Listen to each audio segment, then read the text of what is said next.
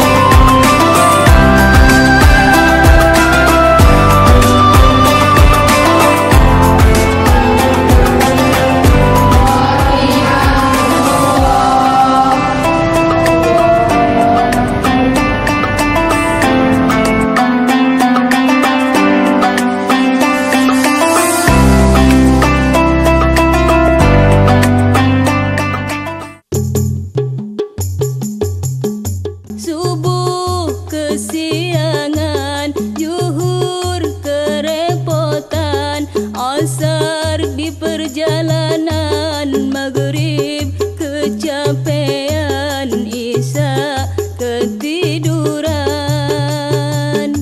Subuh kesiangan, zuhur kerepotan, asar di perjalanan, maghrib kecapean,